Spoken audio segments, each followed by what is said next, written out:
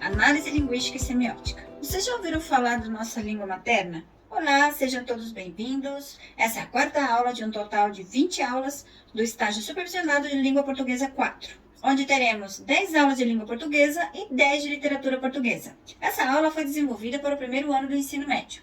Autora, produtora, professora Salete Pereira da Silva. O propósito dessa aula será de conhecer algumas das variedades da língua, observando que o fenômeno da variação se configura em decorrência do momento histórico em que a língua é usada, também da região, da situação comunicativa e de algumas características dos falantes e de saber se planejar. A finalidade dessa aula é produzir textos que apresentem características do português informal e do português formal, e sistematizar ideias relacionadas aos conceitos de variedade de língua e norma padrão. A nossa língua é muito difícil. Vocês acham nosso idioma difícil? Na realidade, a língua portuguesa não é fácil mesmo. Existem muitas normas e muitos falsos amigos no nosso idioma. Na verdade, eu noto que até professores cometem erros. Apostilas de faculdade, já me deparei com erros de ortografia, erro de gramática e concordância. Concordo com vocês, realmente não é fácil ser estudante da língua portuguesa. Vamos estudar alguns tópicos, como por exemplo, o Brasil é um país grande, mas apesar disso, falamos uma única língua. Será isso certo? O português falado hoje é pior do que o de antigamente. Será correto isso? Para saber bem uma língua, basta não cometer erros. Será verdade também? Português do Brasil e português de Portugal, vocês conhecem a diferença entre os dois idiomas? O Brasil é um país em que se fala uma única língua? Vocês concordam com isso? Por que é difícil compreender o português falado em Portugal? Os brasileiros das regiões Norte, Nordeste, Sul, Centro-Oeste e Sudeste, vocês acham que eles falam exatamente do mesmo jeito? É possível perceber em falantes nascidos da mesma cidade diferenças no modo de falar? Quais são as diferenças? As pessoas falam do mesmo jeito que escrevem? Todas as respostas para essas perguntas responderei ao decorrer dessa aula. Vamos lá. Na verdade, gente, ninguém fala como escreve. Seria como se estivéssemos lendo um texto, não é mesmo?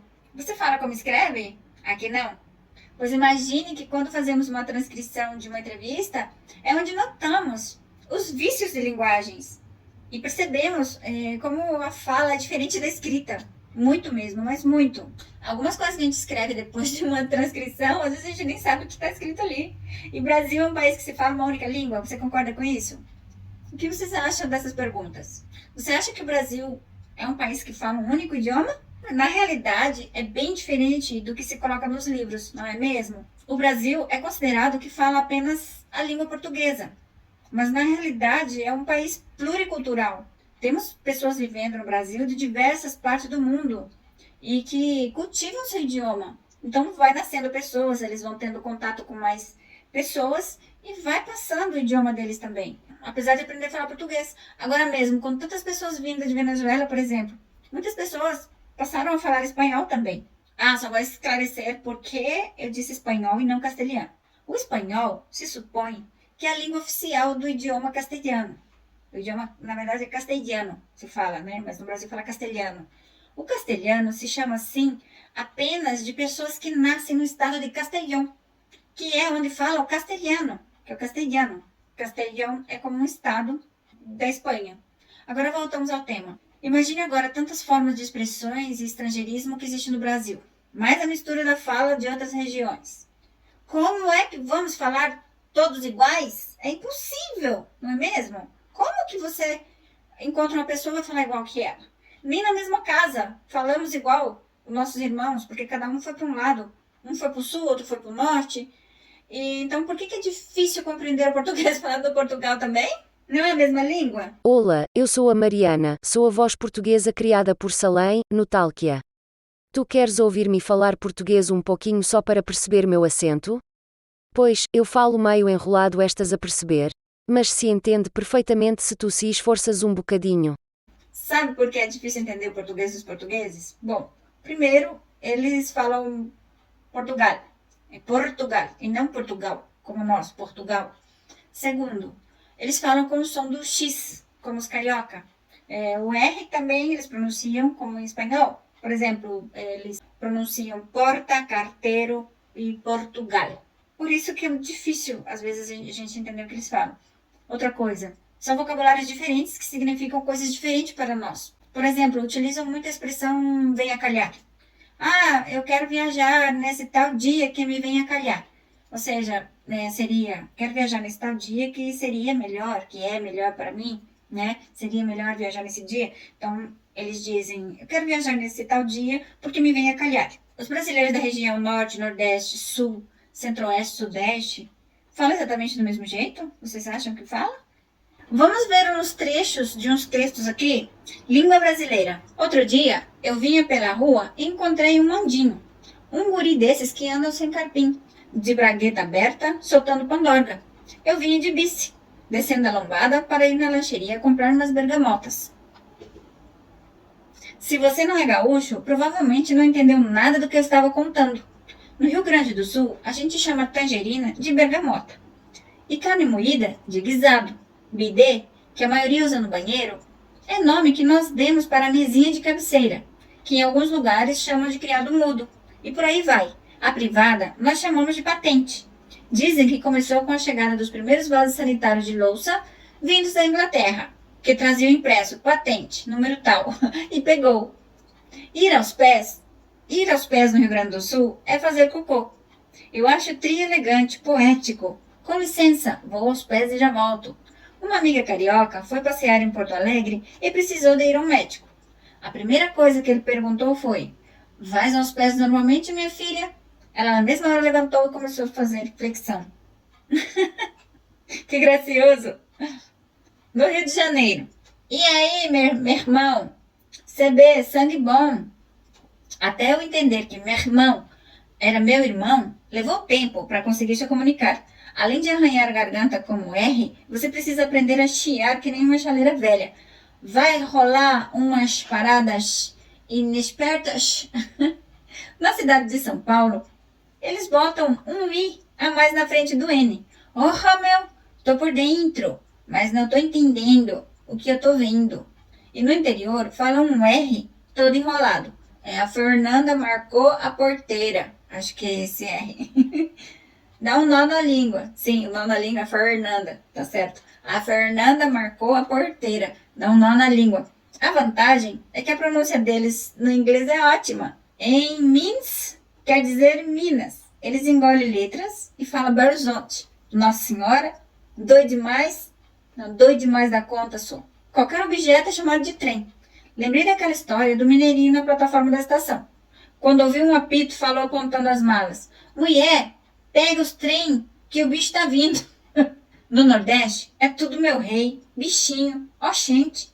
Pai é painho, mãe é mainha, vó é voinha. E, para você falar com um acento típico da região, é só cantar a primeira sílaba de qualquer palavra numa nota mais aguda que as seguintes. As frases são sempre em escala descendente, ao contrário do sotaque gaúcho. Mas o lugar mais interessante de todos é Florianópolis, um paraíso sobre a terra, abençoado por Nossa Senhora do Desterro. Os nativos tradicionais, conhecidos como manezinhos da ilha, têm o linguajar mais simpático da nossa língua brasileira. Chamam a lagartixa de crocodilinho de parede.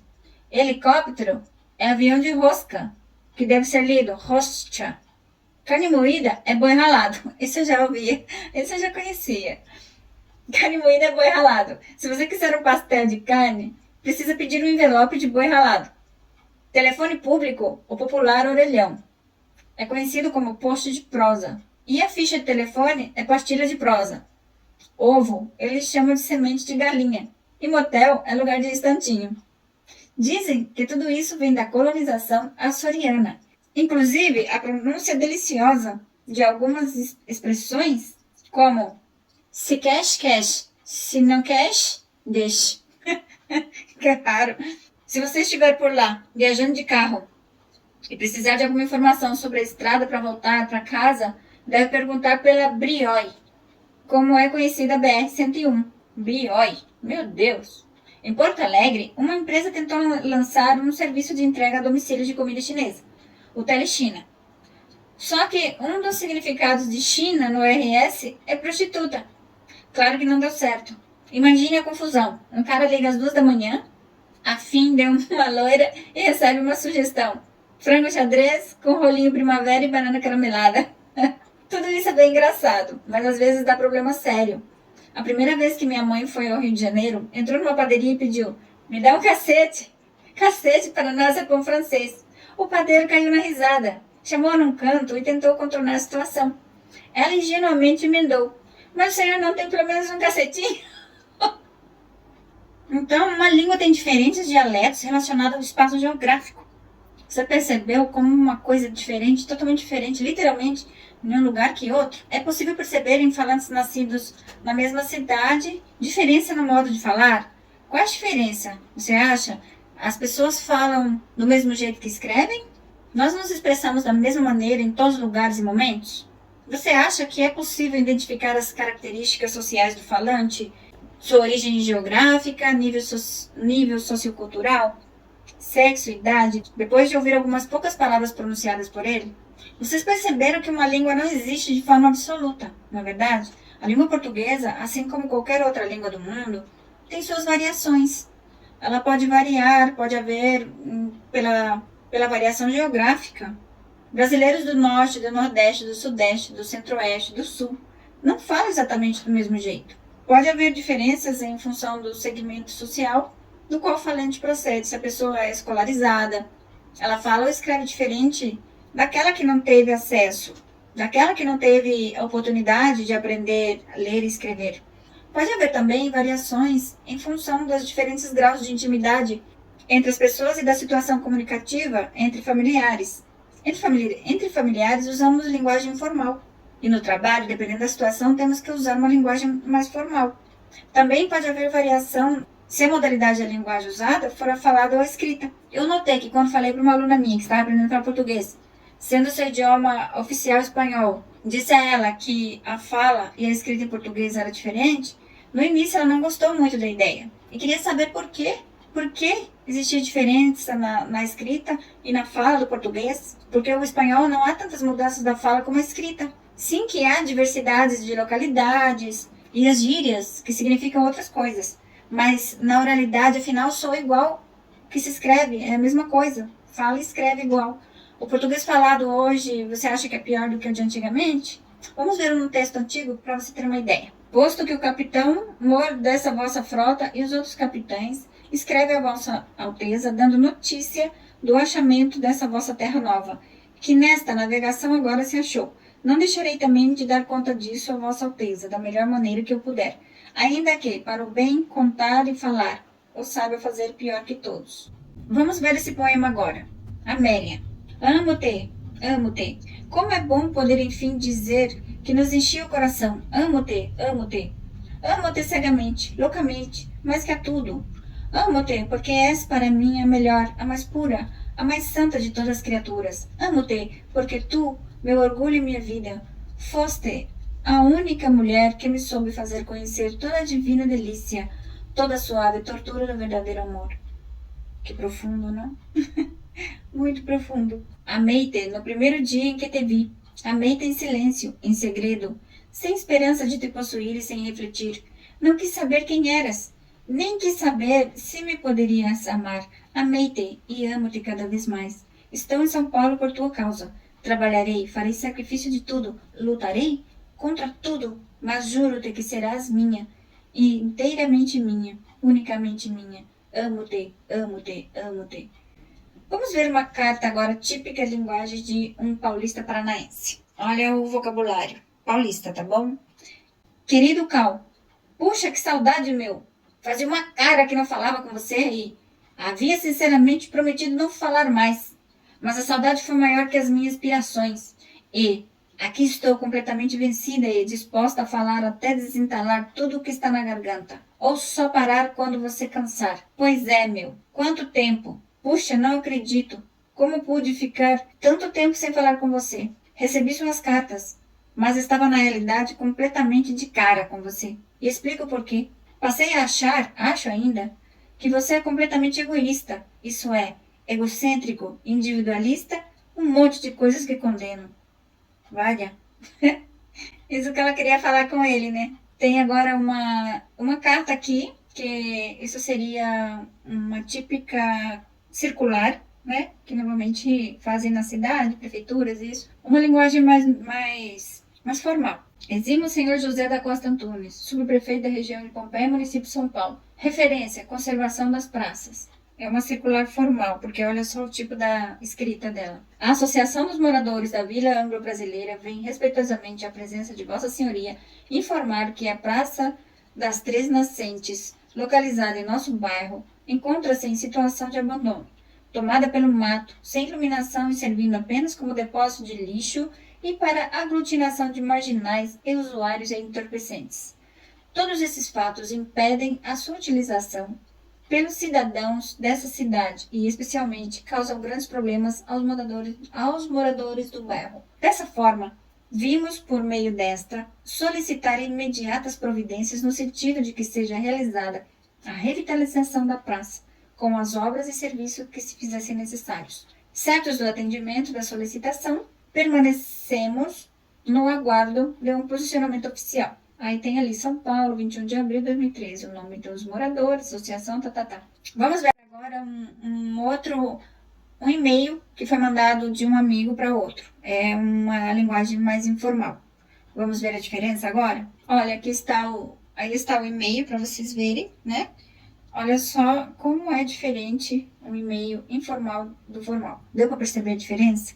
Bom, essa foi nossa aula de hoje. Espero que tenha gostado. Um forte abraço, fiquem com Deus e até a próxima aula. Tchau!